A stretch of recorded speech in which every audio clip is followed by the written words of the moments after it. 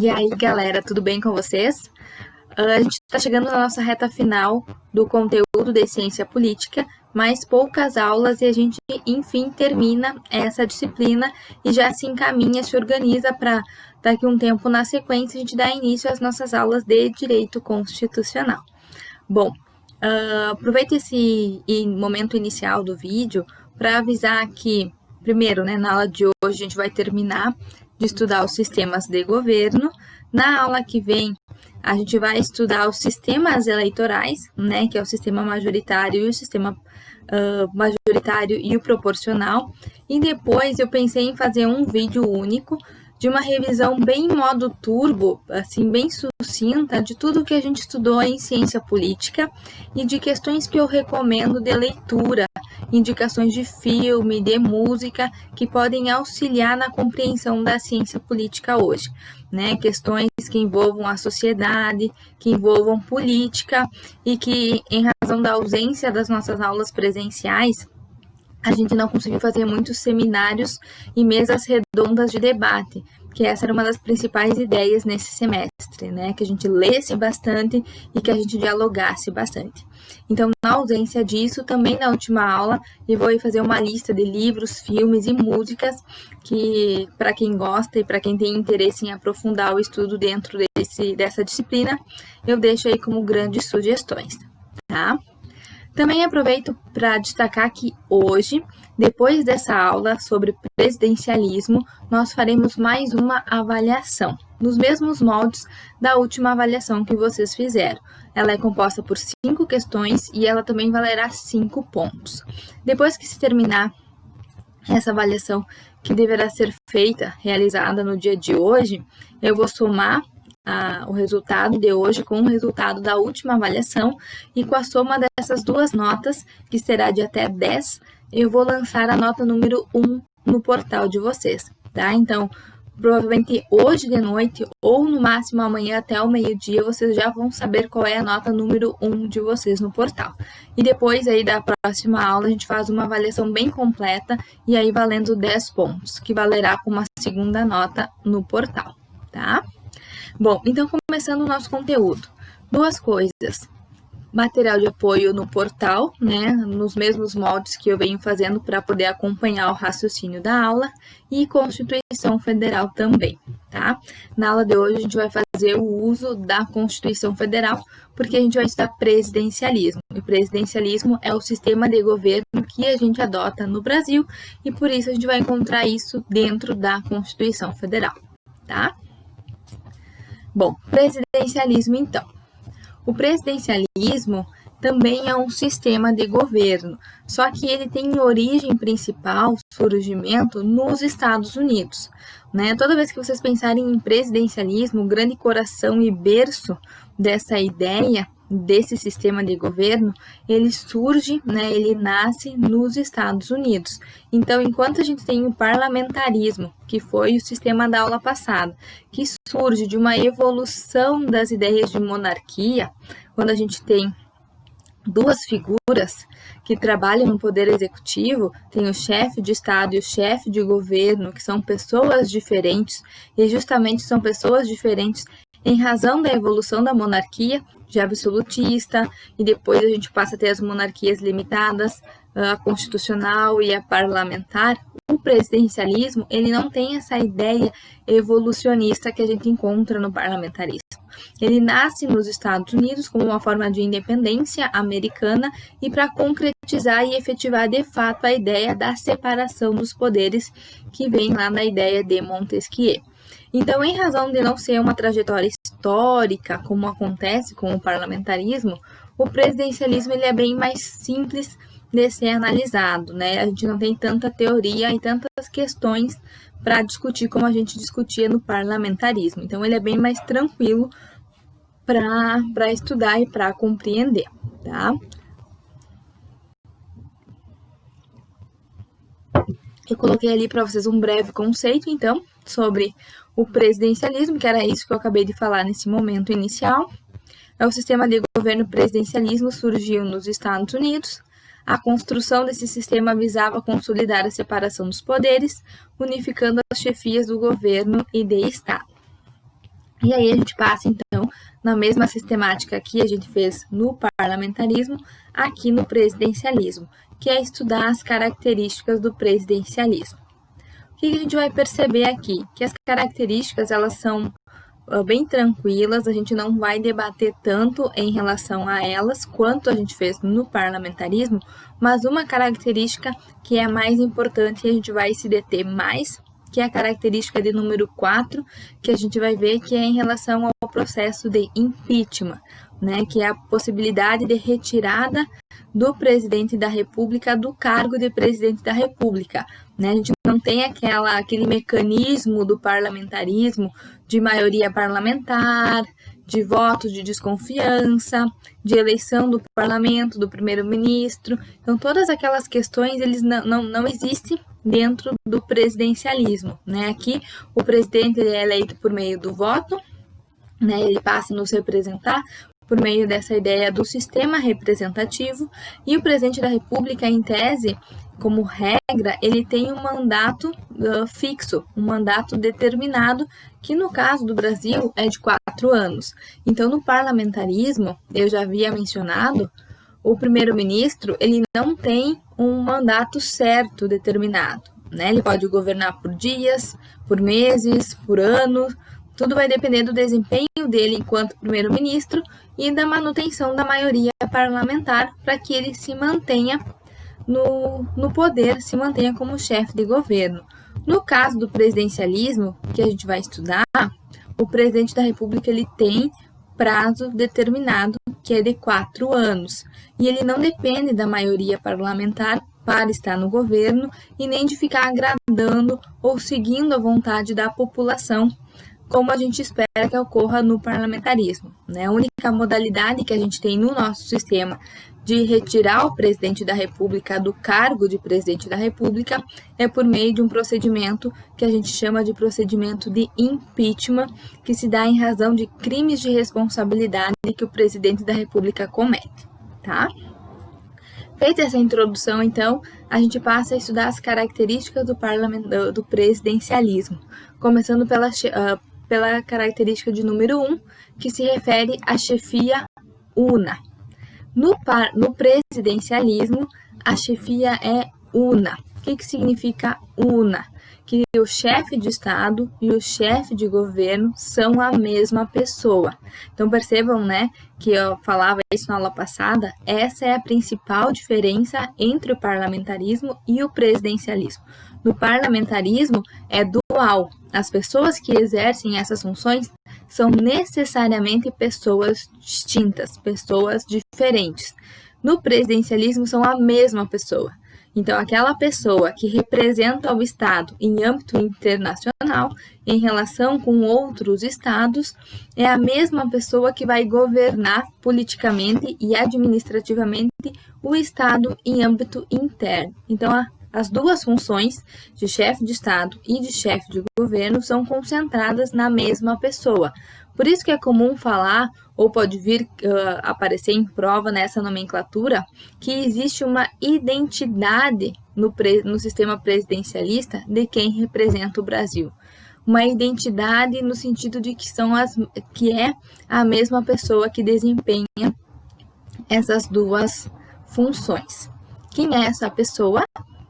O presidente da República. Né? No sistema presidencialista, a gente vai dizer que quem desempenha a função tanto de chefe de Estado como também de chefe de governo é a figura do presidente da República. Então, aqui no presidencialismo não existe a ideia do primeiro-ministro, que é auxiliado pelo gabinete. Né? Aqui é simplesmente o presidente da República e que também é auxiliado por ministros, né, que ele nomeia aí de livre nomeação, ele nomeia quem ele deseja, de confiança, para trabalhar nessas pastas específicas ao lado dele.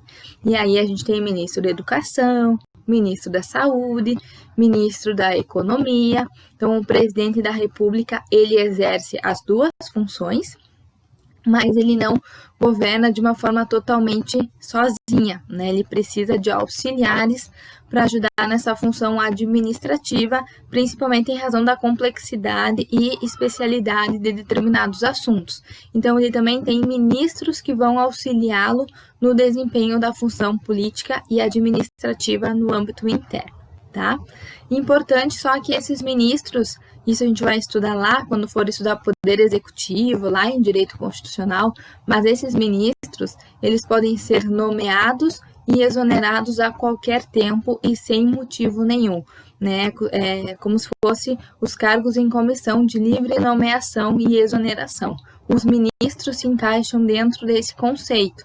Por isso que muito se falava, e até teve uma pergunta em relação a isso, na época do ministro Mandetta, se o presidente, de alguma forma, poderia ser responsabilizado, né, por exonerar naquele momento o ministro Mandetta.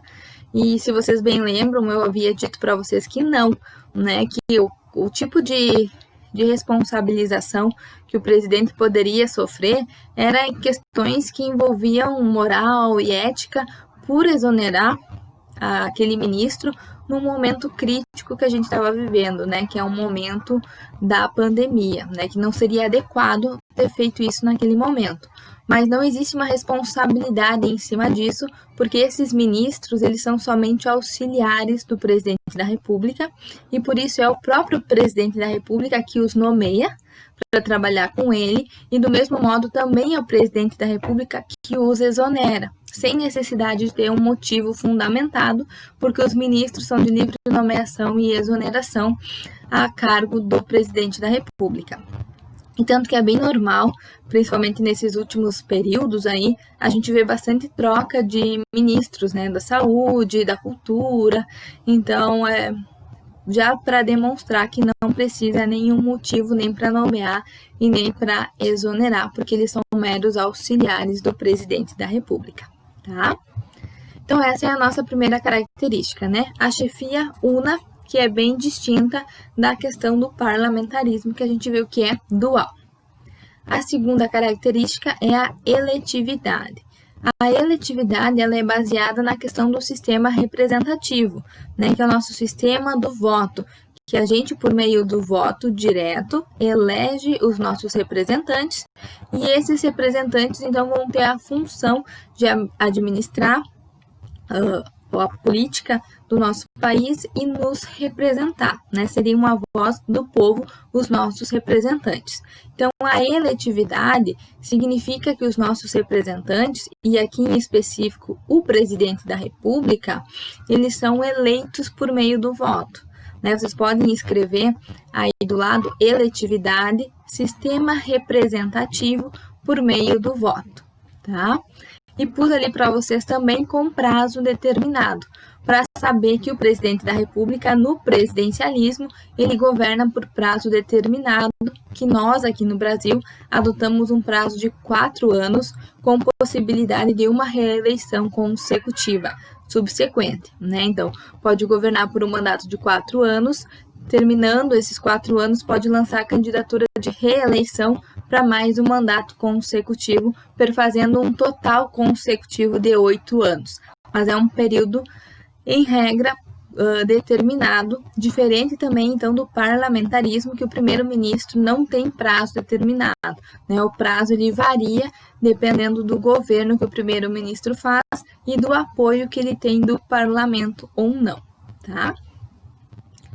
A terceira característica, ela é em relação à responsabilidade. Essa característica da responsabilidade de número 3, que eu pus ali para vocês, ela seria uma responsabilidade num âmbito mais ou menos político. Olha o que eu pus ali para vocês. Diferente do parlamentarismo, no presidencialismo não há necessidade de maioria parlamentar para governar. Não há vinculação nem responsabilidade caso não siga a vontade do povo. Isso quer dizer o quê? Que no presidencialismo, quando o candidato a futuro presidente da República está no momento de campanha, por exemplo, e faz as promessas, vai nos debates e lança tudo que são as propostas, ideias do governo dele, se se eleito for como presidente da República, e depois, se caso é eleito, né, ele não cumpre aquelas promessas, não cumpre aquelas ideias pelo qual, a princípio, ele foi eleito, ele não pode ser responsabilizado por isso. A gente trabalha com uma ideia de que não existe vinculação entre aquilo que o candidato fala, lança como promessas, ideias de governo e que não se concretizam durante um governo. Se o presidente da República, no presidencialismo, faz um mau governo, as pessoas não gostam, desaprovam, é problema das pessoas que elegeram esse representante e, como consequência, da sociedade como um todo, que acaba sofrendo as consequências como um todo. O que eu quero dizer é que aqui a gente tem uma diferenciação bem grande também em relação ao parlamentarismo. Porque no parlamentarismo, para o primeiro-ministro se manter como primeiro-ministro, ele, em tese, ele precisa estar fazendo um bom governo. Ele precisa estar respeitando a vontade da maioria da sociedade, porque senão ele pode ser deposto, ele pode ser decaído a qualquer momento. Então ele precisa estar agindo sempre de acordo com a maioria, sempre tentando fazer o melhor governo possível para que ele se mantenha no governo e não caia. No presidencialismo isso não existe, né? Não é por qualquer motivo que a gente pode retirar o presidente da República. Por mau governo, pelo presidente não ser um presidente ruim, ser um presidente que não toma as melhores decisões nos momentos mais adequados, são consequências do voto da população naquele determinado momento, e a sociedade, durante esses 4 anos, precisa arcar com essa escolha do sistema representativo, porque o mau governo, ou não seguir a vontade popular da maioria, né, ou não cumprir as promessas que foram feitas enquanto candidato à presidência, não são motivos para retirá-lo do cargo de presidente da República, tá? Por quê? Porque a gente tem um motivo principal que nos importa aqui, que é o motivo que tem a capacidade de retirar o presidente da República do cargo de presidente da República, que é o caso de número 4, então, que é o que mais nos interessa aqui, que é a responsabilidade e o impeachment. Então, a modalidade dentro do presidencialismo que a gente adota para poder retirar o presidente da República do cargo de presidência é por meio do processo de impeachment. Então, é um processo bem mais demorado, que de certa forma causa uma certa turbulência na sociedade, mas é o único meio dentro do nosso direito e dentro do sistema presidencialista que é possível retirar, então, o chefe de governo de Estado do posto aí de chefe do Poder Executivo, que é por meio, então, do impeachment, que é o que a gente vai estudar a partir de agora, a partir da característica de número 4, tá? Podem até marcar um asterisco aí, porque essa é a parte mais importante que a gente precisa entender e precisa saber dentro do presidencialismo. Olha ali o que eu pus para vocês, acompanhem na leitura. O presidente da República, além de ser condenado pela prática de crimes comuns, poderá também ser por crimes funcionais, conhecidos como crime de responsabilidade. Bom, o que eu quero dizer com isso? Pode ser que o presidente da República cometa crimes comuns. Crimes comuns são crimes tipificados no Código Penal. São aqueles crimes que, em tese, qualquer cidadão pode cometer. Esses são os crimes comuns. O presidente da República, ele é também um cidadão comum investido num cargo especial. Então, ele também pode cometer esses crimes comuns. Que isso a gente vai estudar de uma forma mais aprofundada, como que ele é processado em crimes comuns quando a gente for estudar o poder executivo. Mas além desses crimes, ele também pode cometer os crimes de responsabilidade, que é o que a gente vai chamar de crimes funcionais, que são crimes ligados à função, crimes ligados ao exercício do cargo de presidente da República. Quando ele comete um crime de responsabilidade, que é esse crime funcional, o procedimento o processo de investigação e de condenação do presidente se chama impeachment, tá? Então, a primeira coisa que tem que tomar cuidado, O impeachment, ele é um procedimento utilizado em casos de crime de responsabilidade. Em casos de crime comum, a gente não usa a palavra impeachment, né? O procedimento ele é bem diferenciado, que a gente vai estudar em outro momento. Aqui, precisa saber que crimes de responsabilidade são processados por um meio chamado de processo de impeachment, que é o que a gente vai estudar então agora. Coloquei ali para vocês, procedimento, a gente vai encontrar então o que é o impeachment e o procedimento dele no artigo 85 e 86 da Constituição, né? São os principais artigos, além de outros que a gente vai estudar na aula de hoje. Quem julga, né, em relação ao processo de impeachment? Eu coloquei ali embaixo para vocês crimes comuns e crimes de responsabilidade. Por que eu dividi? Porque geralmente em questões de concurso, quando cobra quem julga no crime de responsabilidade, eles tentam induzir e confundir com quem julga em relação aos crimes comuns. Então aqui eu já vou deixar claro para vocês quem é que julga o presidente em casos de crime comum e quem julga em caso de crime de responsabilidade, que mais uma vez é o que nos interessa na aula, os crimes de responsabilidade. Só que eu pus os dois porque em questão de prova que envolve o impeachment, eles tentam confundir e trocar em relação à competência dos crimes comuns, tá? Então, crimes comuns. Quem julga o presidente da República em caso de prática de crimes comuns? O Supremo Tribunal Federal. O STF é o órgão competente para julgar o presidente da República em casos de crimes comuns. Tá? Então, escrevam STF. E nos casos de crime de responsabilidade, que é por meio do impeachment, que é o que nos interessa, quem julga o presidente é o Senado Federal, tá? Então, são dois órgãos distintos que julgam o presidente da República e a competência vai variar do tipo de crime que é cometido. Se é crime comum, quem é competente para julgar é o Supremo Tribunal Federal, o STF. Em casos de crime de responsabilidade, a competência passa a ser do Senado Federal, tá? Coloquei uma observação ali para vocês. O processo de impeachment refere-se a crimes políticos do presidente e não a crimes comuns, tratando-se por isso de um julgamento exclusivamente político. É o que eu havia mencionado antes.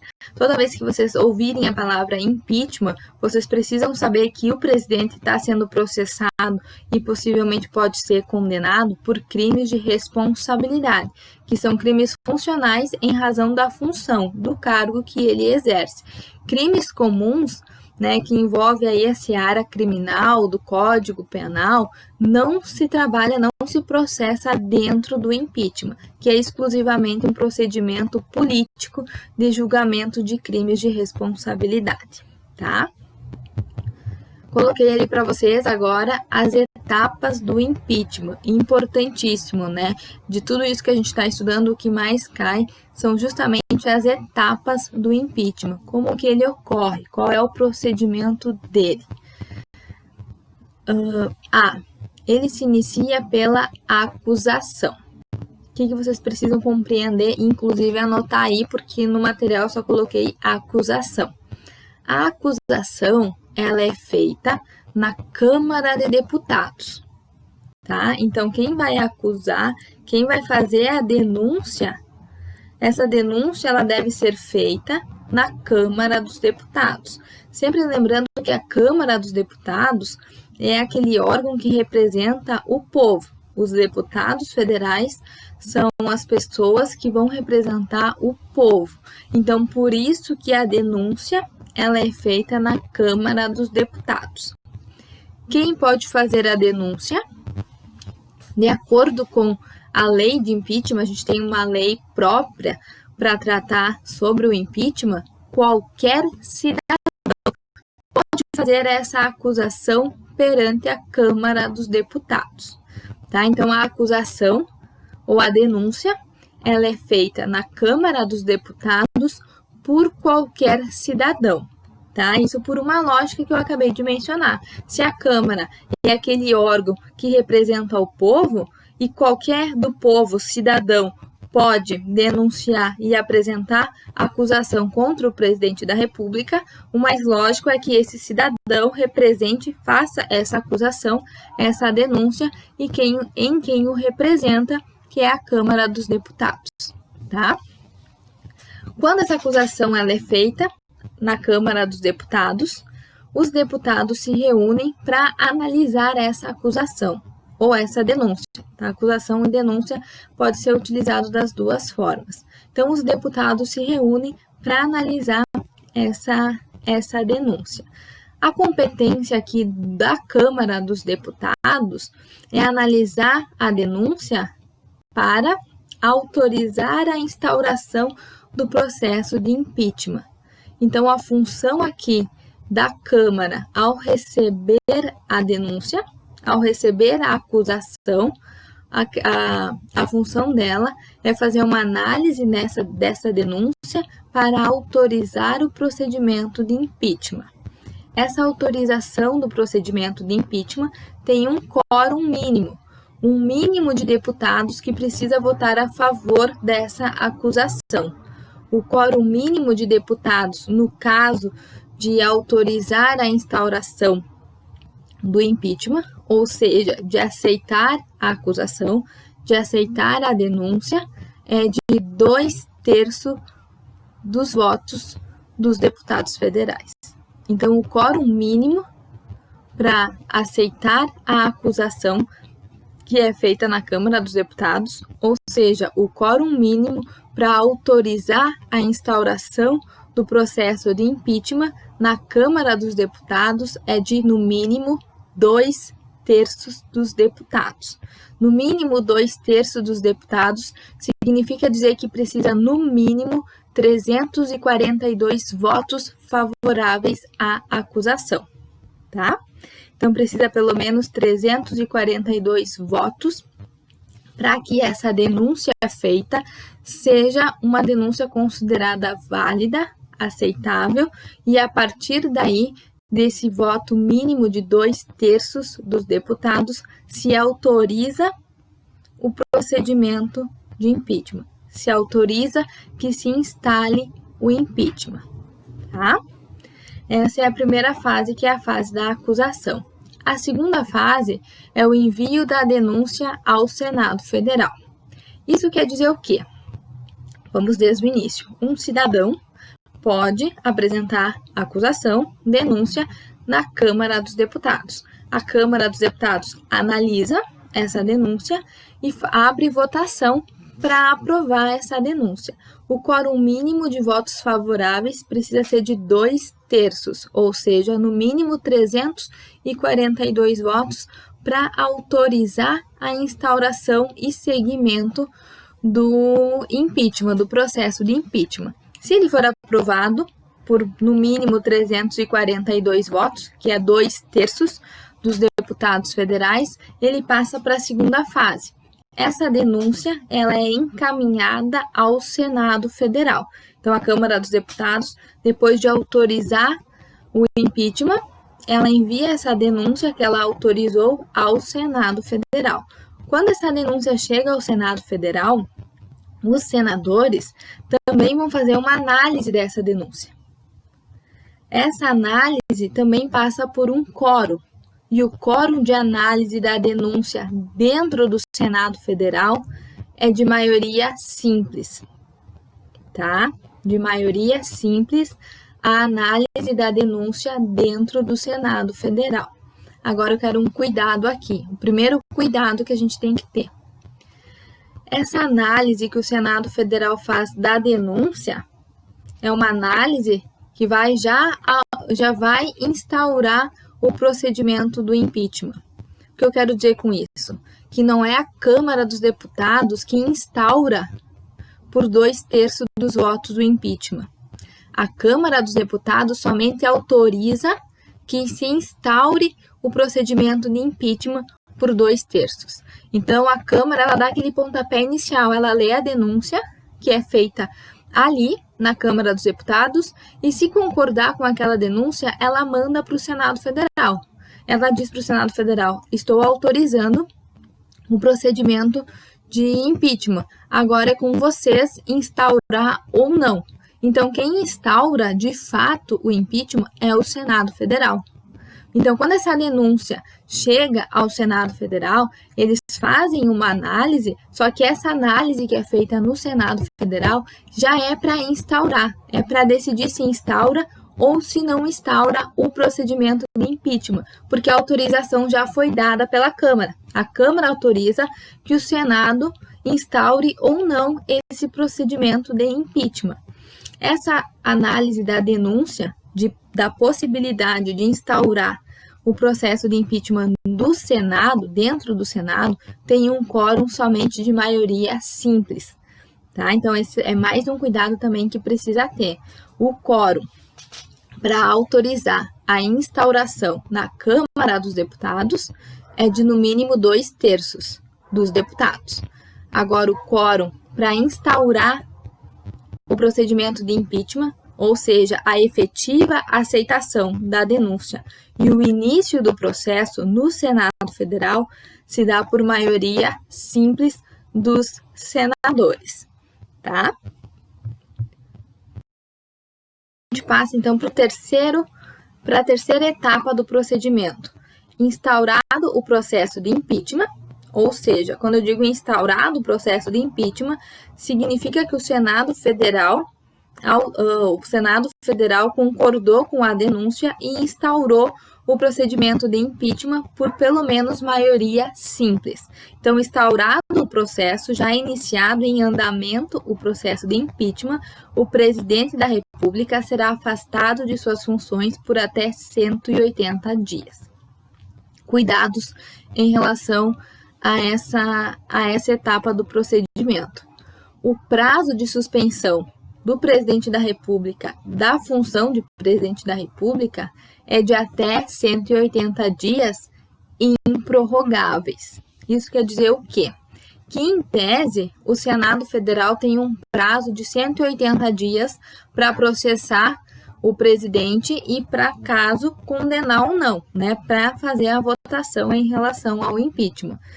Nesse período de 180 dias, o presidente da República ele fica afastado da função para que possa aí ter um andamento tranquilo e normal do processo dele rolando, porque nesse momento que está rolando o processo de impeachment, o presidente ele passa a ser considerado réu em relação a algum tipo de crime de responsabilidade. Então, nesse prazo de 180 dias, em que o Senado está investigando, está apresentando provas, está julgando o presidente da República, ele fica afastado das suas funções. Só que se o Senado Federal não terminar o procedimento de impeachment em 180 dias, esses 180 dias eles não se prorrogam. Isso quer dizer o quê? Que o presidente da República volta a exercer as suas funções depois que se encerra esses 180 dias. Então, é cassada essa ideia de afastamento.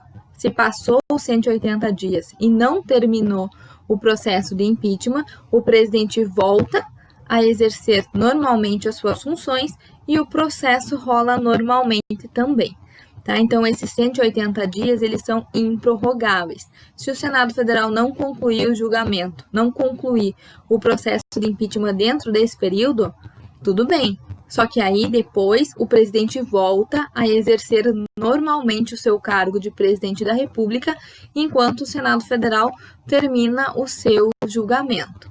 Tá? Então, esse é o primeiro cuidado. 180 dias são improrrogáveis. Cessado esse período, o presidente da República retoma as suas funções normalmente. E o segundo cuidado que vocês precisam compreender é a partir de quando que se dá esse afastamento.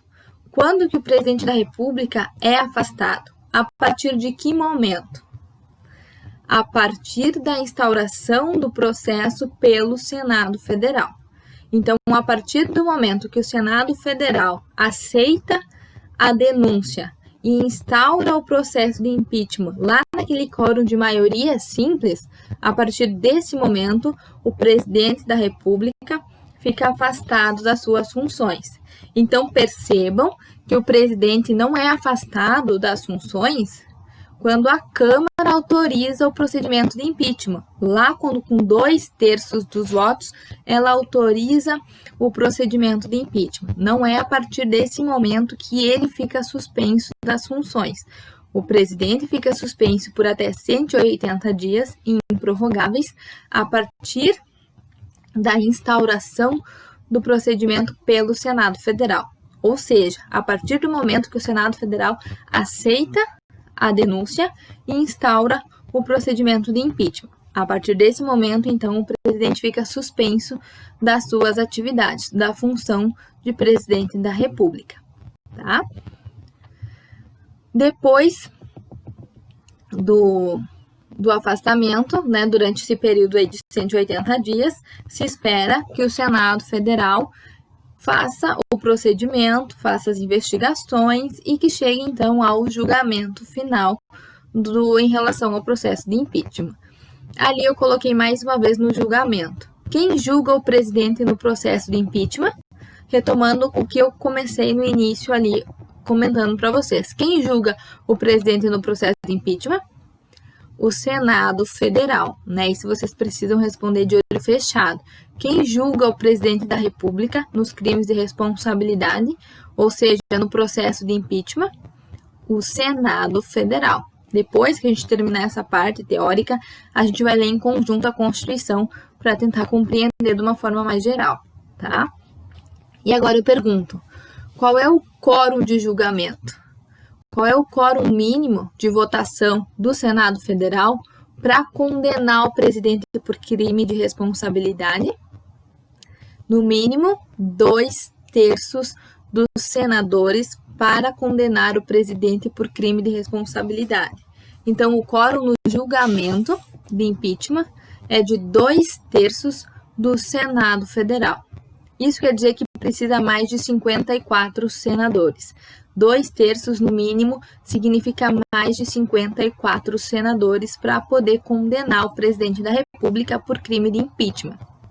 Então eu peço cuidado quando forem fazer as questões que se referem a isso, porque a gente tem quórum diferenciado nesse procedimento do impeachment. A gente tem 2/3 de quórum que a Câmara dos Deputados autoriza o processo de impeachment, então 2/3 em relação à Câmara dos Deputados, lá na fase inicial, para autorizar o procedimento de impeachment.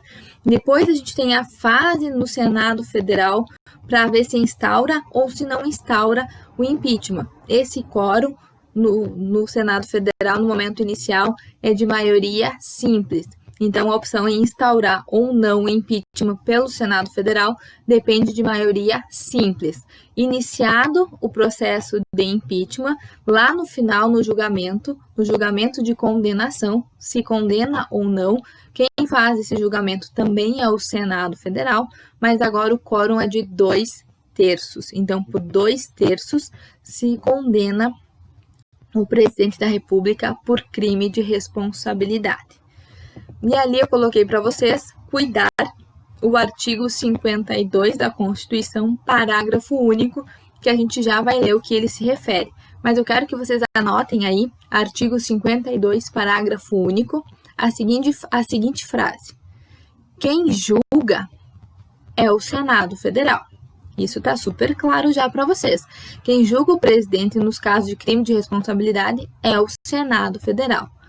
Mas a sessão de julgamento é presidida pelo presidente do STF. Vou repetir mais uma vez. Quem julga é o Senado Federal, mas a sessão de julgamento é presidida pelo presidente do STF. O que isso quer dizer? Que quem vai dizer sim, não, né? Quem acompanhou o procedimento de impeachment, o processo de impeachment da Dilma sabe ao que eu me refiro, que quando os senadores vão lá e votam sim para condenar, não para absolver em relação aos crimes de responsabilidade, quem expressa esses votos são os senadores. que é o Senado Federal quem vota, quem julga. Agora, aquela pessoa que fica sentada na bancada, que vai presidir a sessão de julgamento, que vai colocar ordem, que vai fazer as anotações, que vai chamar os senadores para votar, que vai presidir, que vai comandar a sessão de julgamento, é o presidente do STF, é o presidente do Supremo Tribunal Federal, tá? Depois a gente faz a leitura do 52 para arredondar essa ideia, mas eu quero que vocês deixem isso anotado, tá? Por fim, a condenação. A condenação, ela acarreta perda do cargo.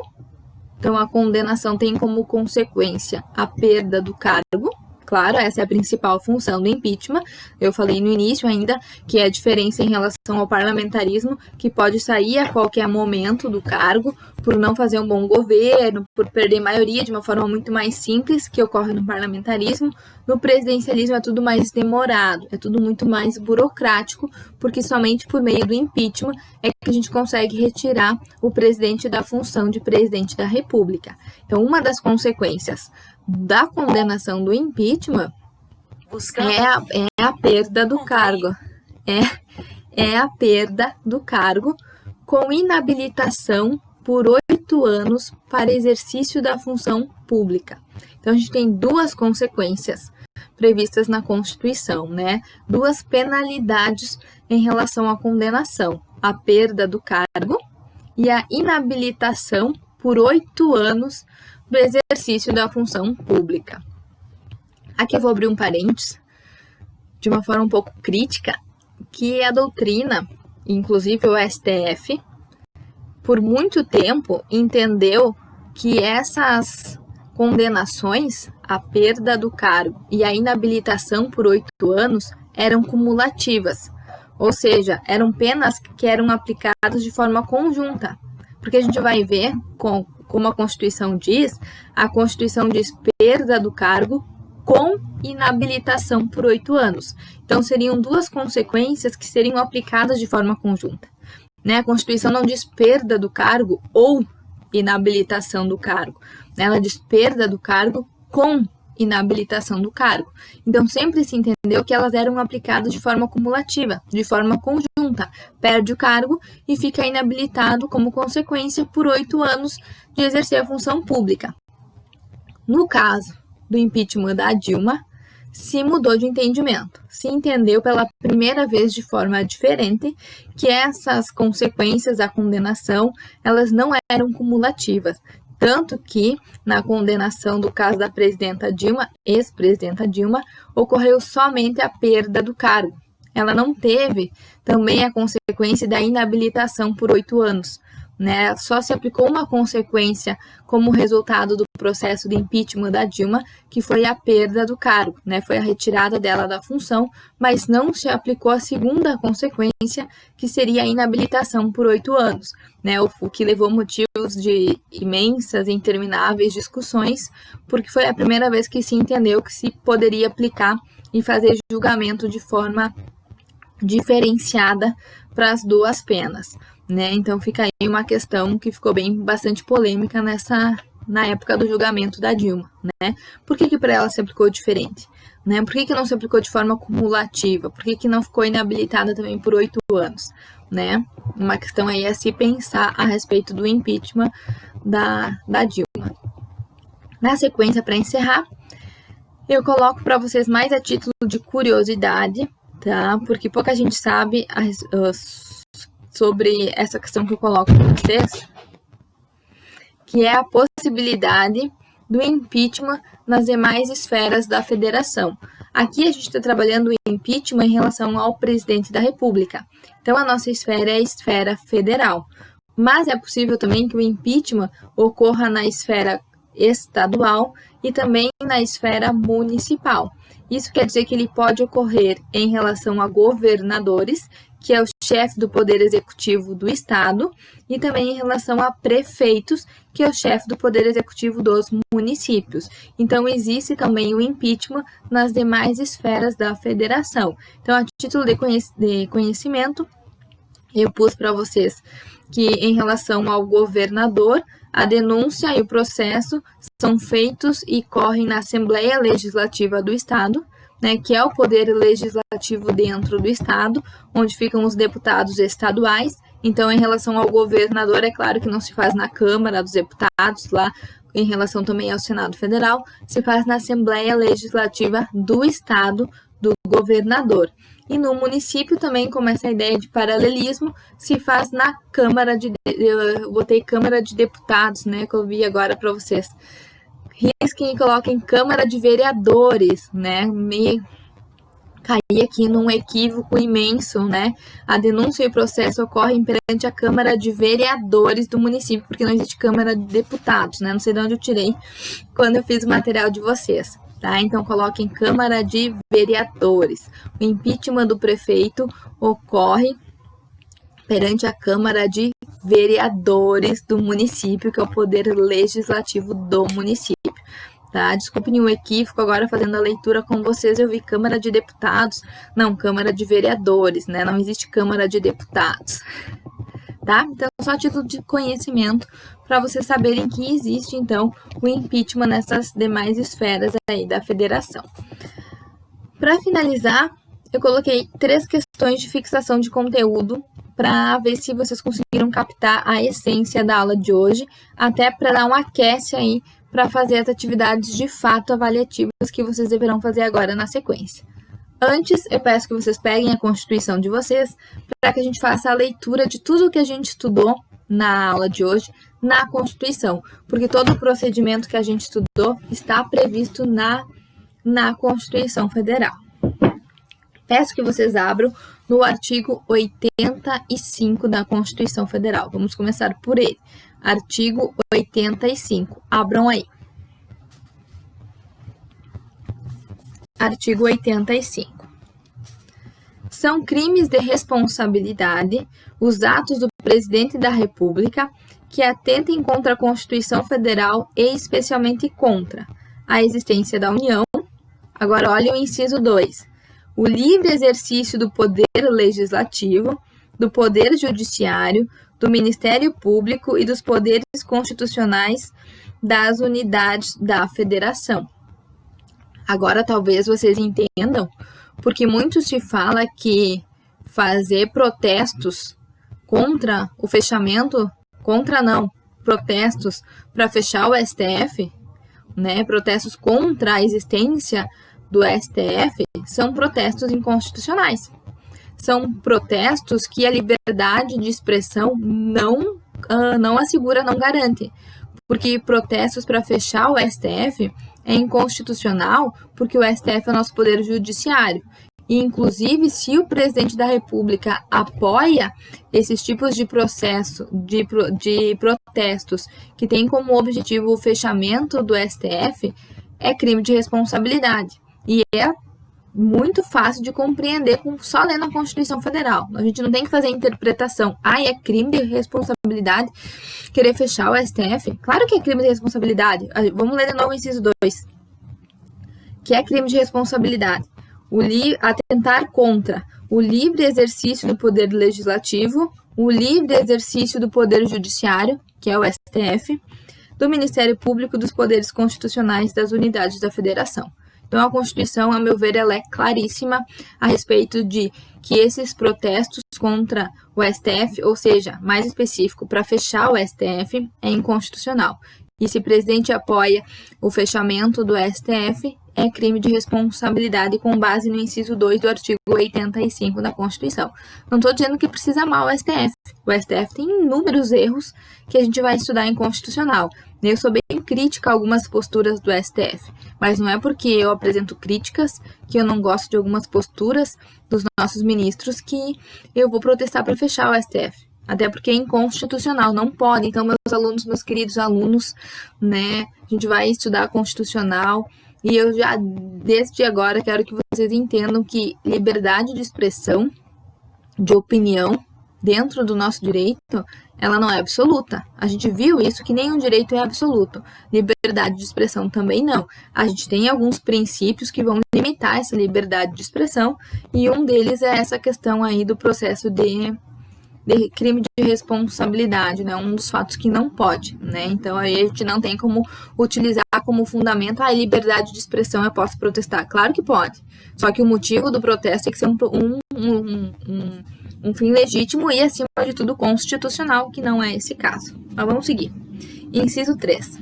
O exercício dos direitos políticos individuais e sociais, a segurança interna do país, a probidade na administração.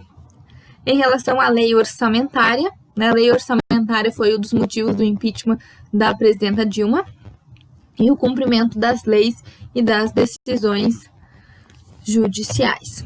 Agora vamos lá, artigo 86, que nos interessa bastante aqui, né? Peguem uma caneta para grifar junto comigo algumas palavras do artigo 86. Olha lá. Admitida a acusação contra o presidente da República por 2/3 da Câmara dos Deputados. Então, admitida a acusação significa que aquela acusação ela foi aceita e se autorizou o procedimento de impeachment. Então, admitida a acusação contra o presidente da República por 2/3 da Câmara dos Deputados, será ele submetido a julgamento perante o Supremo Tribunal Federal nas infrações penais comuns, que é o que a gente tinha já escrito no início da aula, ou perante o Senado Federal nos crimes de responsabilidade. Parágrafo 1º. O presidente ficará suspenso de suas funções. Nas infrações penais comuns, ali não nos interessa, que não é nosso tema agora, mas inciso 2.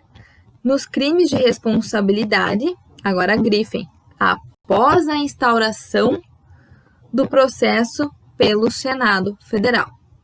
Isso é quando eu me referi a partir de quando. Quando que o presidente é suspenso de suas atividades? Nos crimes de responsabilidade, após a instauração do processo pelo Senado Federal. Então, lá quando o Senado Federal admite a acusação, instaura o procedimento por maioria simples, a partir desse momento se suspende o presidente da República de suas funções. Parágrafo 2º. Se, decorrido o prazo de 180 dias, que é o prazo de afastamento que está escrito ali no parágrafo 1º, inciso 2, se, decorrido o prazo de 180 dias, o julgamento não estiver concluído, cessará o afastamento do presidente, sem prejuízo do regular prosseguimento do processo, que é o que eu havia falado. Ele fica suspenso por até 180 dias. Se o Senado demorar mais que isso para concluir o julgamento, cessa o afastamento. Isso quer dizer que o presidente da República volta a exercer normalmente as suas funções, enquanto dá seguimento aí ao procedimento, ao processo de impeachment. E os demais parágrafos a gente vai estudar mais para frente em direito constitucional.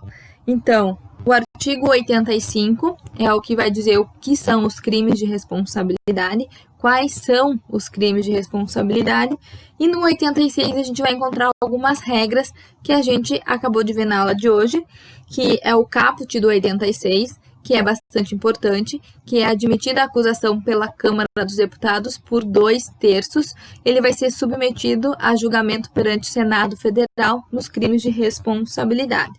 E fala também do afastamento, né, da suspensão, que tem prazo de 180 dias. Agora, eu quero que vocês vão para o artigo 51. Vão lá para o 51. E já anotem aí no caderno de vocês. Ler artigo 51. 51, inciso 1 da Constituição. Vamos lá. Artigo 51, inciso 1. O que diz o 51, inciso 1? Compete privativamente à Câmara dos Deputados, inciso 1, autorizar, por 2/3 de seus membros, a instauração de processo contra o presidente da República, a vice-presidente e os ministros de Estado. Então, o 51, inciso 1, reforça o que a gente viu lá no 86, que quem vai autorizar a instauração do procedimento é a Câmara dos Deputados, mediante quórum mínimo de 2/3, tá? Agora, eu quero que vocês anotem artigo 52, inciso 1. Artigo 52, inciso 1. O que se refere a esse artigo? Compete privativamente ao Senado Federal. Inciso 1. processar e julgar o presidente e o vice-presidente nos crimes de responsabilidade, que é o que a gente estudava. Então, grifem a primeira palavra, vejam como a primeira palavra é importante. No 51, inciso 1, a gente tem a palavra autorizar. A Câmara dos Deputados autoriza o processo contra o presidente. No 52, que é a competência do Senado Federal, a gente tem o quê? Processar e julgar o presidente. Então, quem autoriza a instauração é a Câmara, por 2/3 dos votos, e quem processa e julga o presidente é o Senado Federal. O processo e o julgamento no Senado Federal, eles também vão ter lá a condenação por 2/3 dos votos. O que vocês precisam cuidar é que a instauração do processo no Senado Federal depende só de maioria simples, tá? É um cuidado e uma diferença que tem que ter em relação à Câmara dos Deputados, que é por 2/3, tá? Para finalizar, escrevam aí artigo 52, parágrafo único. Então, a gente viu, enquanto vocês vão aí, a gente viu o 85, o 86, a gente fez a leitura dos principais, o 51, inciso 1, 52, inciso 1, e agora 52, parágrafo 1º, para finalizar. Parágrafo único, desculpa. 52, parágrafo único, lá no final do 52. Nos casos previstos nos incisos 1 e 2, o inciso 1 a gente acabou de ver que é o processo e julgamento do presidente nos casos de crime de responsabilidade. Então, nos casos de processo de impeachment, funcionará como presidente o do Supremo Tribunal Federal. Então, o presidente da sessão, quem vai conduzir a sessão de julgamento, é o presidente do Supremo Tribunal Federal. Limitando-se a condenação, que somente será proferida por 2/3 dos votos do Senado Federal, a perda do cargo com inabilitação por 8 anos para exercício da função pública. Então, aquilo que eu havia dito, quem preside a sessão de julgamento é o presidente do STF, mas quem de fato julga o presidente é o Senado Federal. E a condenação que é feita pelo Senado Federal se dá mediante quórum de 2/3 dos senadores, tá?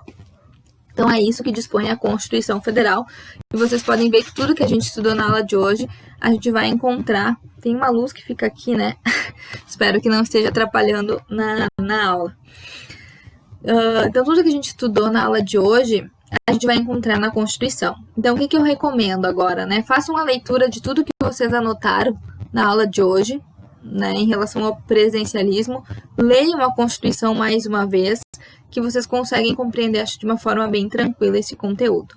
Agora sim, para encerrar e dar um aquece aí para as nossas atividades que vão vir na sequência, 3 questões de verdadeiro ou falso, todas cobradas em concurso público, né? Coloquei ali até a primeira num concurso de procurador jurídico, né?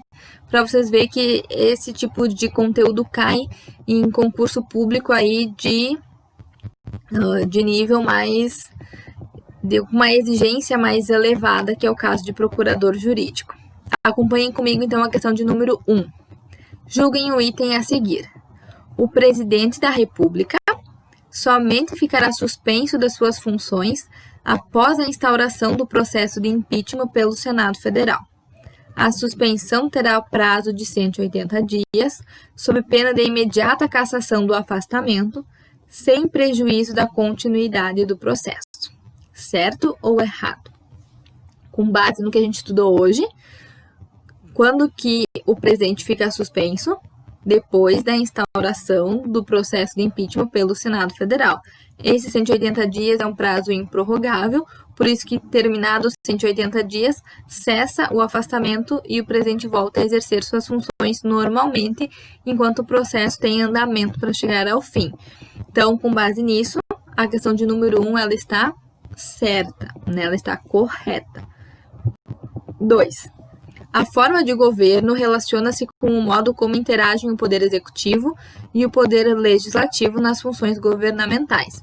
São formas de governo o presidencialismo e o parlamentarismo. Certo ou errado?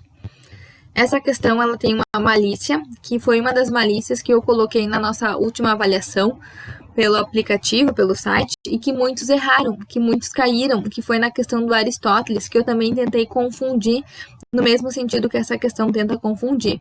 Essa questão ela está errada pelo simples fato que ela fala forma de governo, e a gente está estudando o sistema de governo. Então, toda vez que a questão fala ali a forma de governo relaciona-se com o modo como interage o executivo e o legislativo, ela está errada porque o que faz essa relação entre o executivo e o legislativo é o sistema de governo e não a forma de governo. Então, a número 2 ela está errada em razão dessa troca aí que se fez de forma para sistema de governo, tá? E por fim, a de número 3, admitida a acusação por 2/3 da Câmara dos Deputados, será o presidente da República submetido a julgamento perante o Supremo Tribunal Federal nas infrações penais comuns ou perante o Senado Federal nos crimes de responsabilidade. E aí, tá certa ou errada?